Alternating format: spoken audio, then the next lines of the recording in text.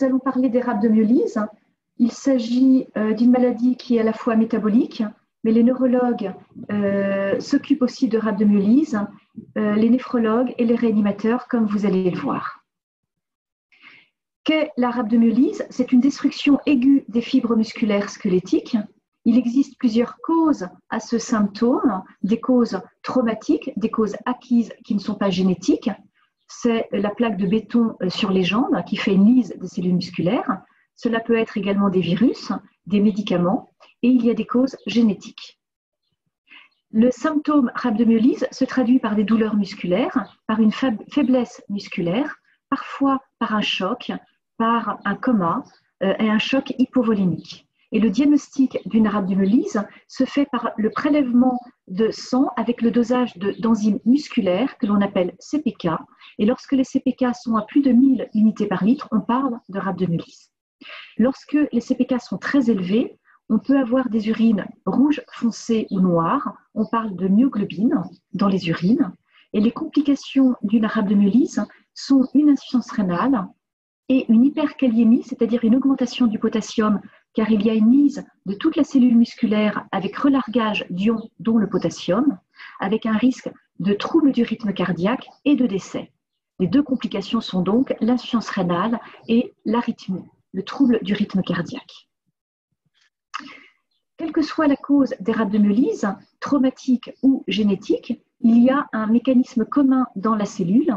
C'est un déficit en énergie ou en ATP avec une destruction de pompes à calcium, avec un relargage de calcium dans la cellule musculaire qui va activer des protéases avec une mort de la cellule et une nécrose. Parfois, le diagnostic de rhabdomyolyse est difficile. C'est facile de faire un diagnostic de rhabdomyolyse quand un enfant ne va pas bien et qu'il a des urines rouges, noires, foncées, un peu comme du Coca-Cola ou du vin, mais c'est plus compliqué quand l'enfant n'urine pas, qu'on ne peut pas voir la couleur des urines. On apprend également à faire un dosage des CPK, c'est-à-dire diagnostiquer une rhabdomyolyse en cas d'élévation des enzymes hépatiques, qui peuvent finalement être la conséquence d'une rhabdomyolyse. On apprend également à doser les CPK devant un choc, devant un coma, bien sûr devant une mort inexpliquée. Et les diagnostics différentiels, c'est-à-dire qu'il faut penser à doser les CPK et penser à la rhabdomyolyse quand on croit qu'il s'agit d'une arthrite, d'un rhume de hanche, de syndrome neurologique comme un syndrome de Guillain-Barré ou une myélite. Car vous allez le voir, le diagnostic de rhabdomyolyse, quelle qu'elle soit traumatique ou génétique, n'est pas suffisamment fait. On ne pense pas suffisamment à doser les CPK. Ici, vous avez l'histoire de deux petites filles. La première petite fille a un frère qui est décédé d'un accès de myosite virale. On a parlé de myosite liée à un virus à l'âge de 16 mois. Il avait fait un seul accès. Et cette petite fille, à l'époque, à l'âge de 8 mois, fait un premier accès de rhabdomyolyse sévère, avec des CPK à 300 000 unités par litre, c'est extrêmement élevé. Et elle va en faire 4. Aujourd'hui, elle a 20 ans, elle va bien. Et il ne s'agit plus de rhabdomyolyse virale, car il y a 2 cas dans la famille, mais donc de rhabdomyolyse génétique avec une récurrence intrafamiliale et pour un même patient, une récurrence, plusieurs accès de rhabdomyolyse. Ce n'est donc plus le virus seulement qui est en cause.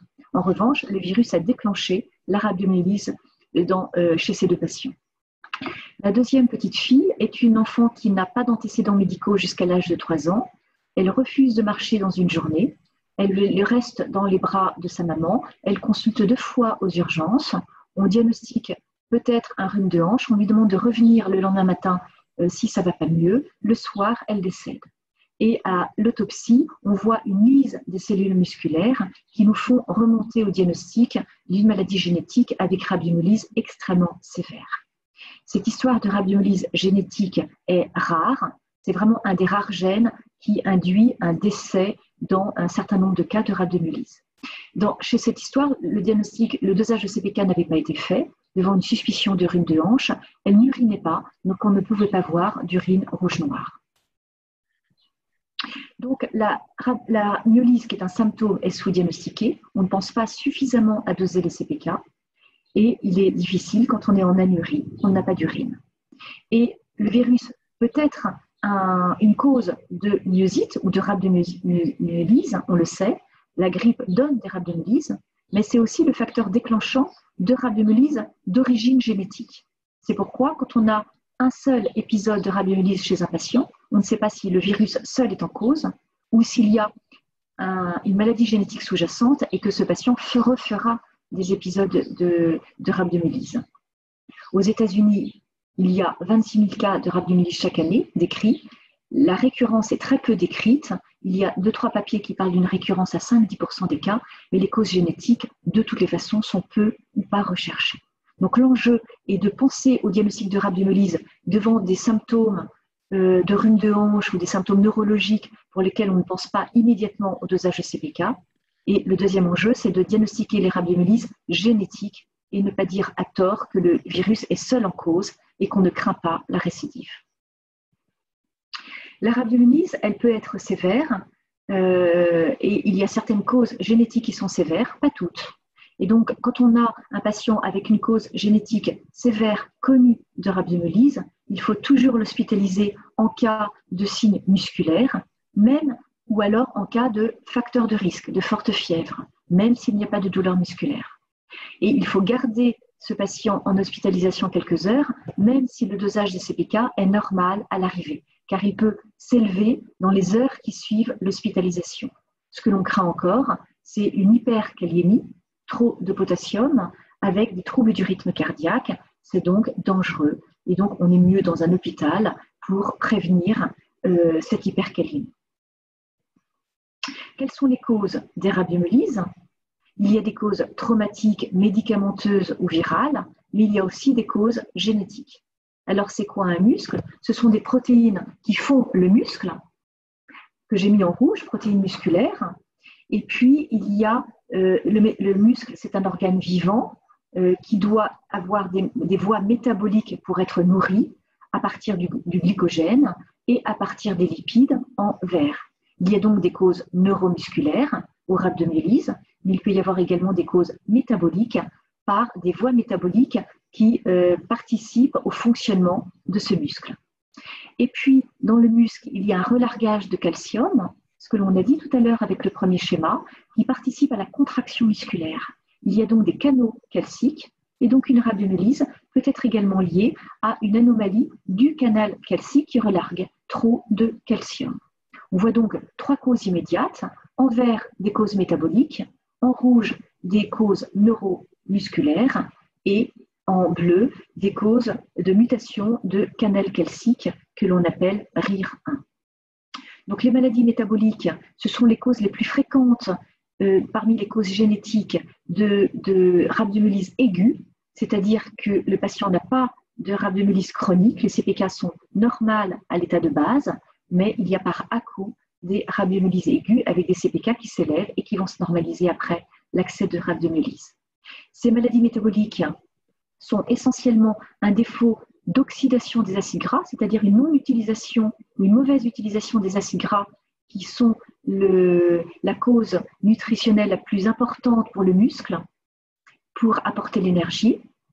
Il y a ces fameux déficits en lipinin, dont je vous ai raconté 2 histoires qui sont une cause métabolique de rhabdomyolyse extrêmement sévère du jeune enfant. Il peut y avoir également la mauvaise utilisation du glycogène. Et puis, il y a d'autres causes métaboliques plus rares que je n'ai pas mis en gras. Et puis, lorsqu'il y a une association rhabdomyolyse et retard psychomoteur, cette association elle est rare. Il y a un gène qui devient un gène majeur, connu que depuis 2016 et qui est impliqué dans ces rhabdomyolyses et sur lesquelles nous travaillons. Pour les causes neuromusculaires, ce sont avant tout des dystrophies congénitales. Les patients, en principe, ont des CPK élevés à l'état de base, mais peuvent avoir des élévations aiguës de CPK. Et puis, il y a des mutations sur le gène RIR1, dont je parlais, qui code pour un canal calcique très important pour la contraction musculaire, mais qui peut être anormal et donner des rhabdomyolyses. Après ces 3 groupes de maladies génétiques, il y a également les dermatomyosites ou causes inflammatoires aux rhabdomyolyses. C'est pourquoi lorsqu'on voit un patient avec une rhabdomyolyse, il peut y avoir une consultation multidisciplinaire avec un métabolicien, mais également un neurologue et également des rhumatologues ou immunologistes qui traitent des dermatomyosites. Et les dermatologues connaissent très bien également les dermatomyosites. Au départ, on ne sait pas quelle sera l'origine de cette maladie génétique quand un patient a eu plusieurs épisodes de rhabdomyolyse. Alors, comment est-ce qu'on établit un diagnostic? Par l'âge d'apparition des rhabdomyolyses et le dosage des CPK pendant la rhabdomyolyse, c'est-à-dire la sévérité de la rhabdomyolyse. Ensuite, par la normalisation ou non des CPK, est-ce que le patient a une rhabdomyolyse chronique ou alors a une rhabdomyolyse aiguë et normalise ses CPK en dehors des accès? Et puis, évidemment, est-ce que la rhabdomyolyse est isolée? Il s'agit d'un symptôme isolé, ou alors est-ce que la rhabdomyolyse est associée à d'autres symptômes en aigu ou en chronique? Alors, bien sûr, on va, au lit du patient, interroger le patient ou sa famille. Y a-t-il des manifestations musculaires avant cette rhabdomyolyse aiguë pour lesquelles on est appelé? Donc, est-ce qu'il y avait des douleurs musculaires ou myalgie, des épisodes récurrents de rhabdomyolyse? Est-ce qu'il en avait déjà eu? Est-ce qu'il a des symptômes chroniques? Est-ce qu'il a une faiblesse musculaire? Est-ce qu'il sait courir? Est-ce qu'il se plaint, encore une fois, de douleurs musculaires, notamment après l'effort? Et puis, comme le cœur est un muscle, est-ce qu'il a déjà eu une échographie du cœur? Est-ce qu'il y a une cardiomyopathie connue? Même si les cardiomyopathies sont assez peu associées aux rhabdomyolyses, même si elles peuvent l'être dans toutes nos maladies, mais c'est plutôt rare. L'évolution en fonction de l'âge et de niveau de CPK. Quand on a une rhabdomyolyse au lit du patient, on s'intéressera aux rhabdomyolyses chroniques. Est-ce que les CPK vont se normaliser ou est-ce qu'il a déjà eu des rhabdomyolyses aiguës et on connaît les taux de CPK entre les accès? Est-ce qu'en permanence, les CPK sont élevés? Et dans ce cas-là, on va s'orienter vers une dystrophie musculaire. Pour les maladies métaboliques, vers une glycogénose musculaire et également vers des maladies inflammatoires. Lorsque les CPK se normalisent en dehors des accès, donc on ne le sait pas immédiatement au moment d'un premier accès, on va parler de rhabdomyolyse aiguë. Et si elle est sévère avant l'âge de 6 ans ou dans les 10 premières années de vie, on va de toutes les façons rechercher immédiatement un défaut d'oxydation des acides gras. Cette recherche est d'autant plus facile qu'elle demande un screening biochimique avec un peu de plasma, un peu d'urine. On peut rechercher les anomalies orientant vers l'anomalie d'oxydation des acides gras. On sait que l'on recherchera en cas de test biochimique normal, on séquencera le gène lipinin et puis on peut rechercher également les glycogénoses. Lorsque la rhabdomyolyse est sévère après l'âge de 6 ans, on recherchera encore le défaut d'oxydation des acides gras, les glycogénoses, mais également le gène ririn. Pour un premier épisode de rhabdomyolyse, si le patient donc, en a fait un seul épisode, que les CPK sont à 2000, 3000, je ne suis pas complètement convaincue qu'il faille rechercher une cause génétique. En revanche, si les CPK sont à 6000, 10 000, je pense qu'il faut rechercher une maladie génétique, même en cas de premier accès de rhabdomyolyse, même dans un contexte de grippe. En tous les cas, je pense qu'il faut rechercher un défaut d'oxydation des acides gras qui, encore une fois, est facile à rechercher par un screening biochimique, un peu de plasma, un peu d'urine. Et pour des panels de gènes, pour rechercher ririn, lipinin et d'autres gènes, c'est au cas par cas. En tous les cas, à partir de 6000 unités par litre de CPK, il faut se poser la question. Alors, si la rhabdomyolyse est isolée, ce sont les causes métaboliques, déficit d'oxydation d'acides gras, lipinin, le gène ririn, le canal calcique, peut donner des rhabdomyolyses isolées. S'il y a des symptômes musculaires à l'interrogatoire, chroniques, pensez bien évidemment aux dystrophies musculaires, mais attention, ces symptômes peuvent être absents. Et les CPK sont généralement élevés. Donc, on va rechercher différents symptômes en fonction des différentes pathologies musculaires qui peuvent exister. Et également l'échographie du cœur pour rechercher une cardiomyopathie. Quand il y a un patient qui ne peut pas courir rapidement pour aller chercher son bus, mais qui peut facilement faire un footing un peu prolongé, on va penser aux glycogénoses, parce que le glycogène, c'est le carburant immédiat du muscle pour l'effort aigu. Et ensuite, c'est le gras qui prend la relève avec la chaîne respiratoire mitochondriale. Donc, selon la notion de second souffle, on peut être orienté vers une glycogénose et les rhénologues font un grip test sur lequel je ne vais pas rentrer dans les détails pour rechercher une glycogénose. Le gène ririn peut être parfaitement isolé, peut également donner des tableaux de myopathie ou alors la notion d'hyperthermie maligne, c'est-à-dire de très forte fièvre au moment de l'induction d'un anesthésiant pour une anesthésie générale. Il y a après des causes beaucoup plus rares métaboliques qui peuvent être associées à des hypoglycémies, trop spécialisées pour en parler, je le mentionne. Et quand la rhabdomyolyse est associée à un retard psychomoteur, il y a un gène qui est très impliqué dans des rhabdomyolyses liées au retard psychomoteur qui est TANGO2, qui n'est connu que depuis 2016 et pourtant dans le monde il y a au moins une centaine de patients déjà décrits, associant un retard psychomoteur, une hypothyroïdie, c'est un mot fort également, un QT long, c'est-à-dire un trouble du rythme cardiaque, et puis des crises métaboliques dont les rhabdomyolyses. Il y a un gène qui est également récent, qui associe rhabdomyolyse et régression psychomotrice. Je n'en connais pas l'incidence, il est probablement très rare. On a de temps en temps des rhabdomyolyses isolées avec acidose lactique. Et là, on s'oriente vers les maladies énergétiques, dont 2 gènes pour lesquels on connaît des patients avec rhabdomyolyse qui sont tout à fait intelligents, sans atteinte neurologique, sans retard psychomoteur, mais avec une acidose lactique qui nous oriente vers certains gènes de la chaîne respiratoire mitochondriale. Et enfin, quand on a au lit du patient une rhabdomyolyse associée à un syndrome inflammatoire avec des édèmes, des lésions cutanées, des lésions articulaires, on s'oriente vers une dermatomyosite.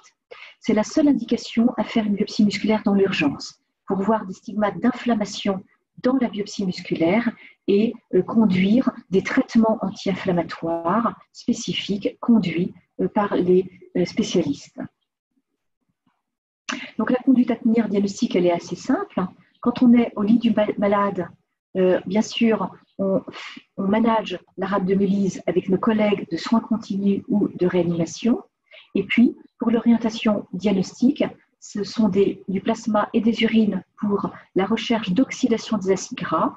On va demander le dosage de la carnitine, des acides carnitines dans le plasma, une chromatographie des acides organiques dans les urines, une chromatographie des acides aminés dans le sang. On fera également un lactate, une ammonémie. Et puis, la recherche de l'inflammation pour les dermatomyosites qui va conduire la biopsie muscle en urgence. Mais on n'a pas grand-chose de plus à faire. À distance de la rhabdomyolyse aiguë, lorsque le patient est sorti des soins continus ou de réanimation, 2 mois après, on pourra refaire ce bilan métabolique, rechercher une acidose lactique chronique pour nous orienter vers un déficit de l'oxydation des acides gras. Et puis, puisqu'on aura exclu sur le plan biochimique un défaut d'oxydation des acides gras, on pensera aux études moléculaires. Si cet accès a été sévère chez un enfant jeune, on pensera au gène lipinin. S'il a été sévère après l'âge de 6 ans, on pensera au gène ririn. S'il a un retard psychomoteur associé, on pensera au gène TANGO2. Le plus simple, c'est de faire des panels de gènes impliqués dans les rhabdomyolyses métaboliques et calciques. Donc ces panels de gènes sont disponibles, en France en particulier, dans les laboratoires à Lyon et à Bron et à Necker. Et puis, se poser la question de la biopsie muscle en urgence s'il y a le syndrome inflammatoire, sinon au décours, au moins 2 mois après. Cette biopsie muscle, elle est là surtout pour exclure une dystrophie. Ce sont donc nos collègues neuromusculaires qui conduisent cette biopsie de muscle. Donc cette biopsie de muscle, elle pourra montrer bien sûr une inflammation, on en a parlé. Elle pourra nous orienter pour une maladie métabolique, mais on ne fait pas de diagnostic métabolique sur une biopsie de muscle en principe, mais on pourra voir de la surcharge en lipides pour un défaut d'oxydation des acides gras, des mitochondries anormales pour une maladie mitochondriale, une accumulation de glycogène pour une glycogénose, et on pourra marquer certaines enzymes. Mais c'est avant tout pour les dystrophies, avec un muscle gardé pour faire un western blot de ces différentes protéines. Quand on fait une biopsie de muscle, il est trop dommage de ne pas congeler à moins 80 un bout de muscle et puis de demander des myoblastes et puis des fibroblastes, donc une biopsie de peau dans les berges de la biopsie de muscle, car on pourra retravailler sur ces biopsies musculaires et de biopsie de peau au décours surtout quand on a un gène pour lequel on veut essayer de tester de nouveaux traitements. Trop important de garder du matériel et de mettre en culture. Donc, le message est que quand on a une rhabdomyolyse sévère, liée à l'évidence à un virus, attention, il peut s'agir d'une maladie génétique sous-jacente, le virus n'est que le trigger, et il peut y avoir une récurrence de cette rhabdomyolyse dans cette famille. Donc, il faut s'atteler pour des causes, pour des rhabdomyolyses sévères, à faire des panels de gènes et se poser la question du biopsimuscle avec les collègues neuromusculaires. Est-ce qu'on doit vacciner les patients? Oui, puisque c'est pour ces rhabdomyolyses génétiques, le virus reste un trigger, donc autant que le patient soit le moins malade sans le confiner en dehors du coronavirus.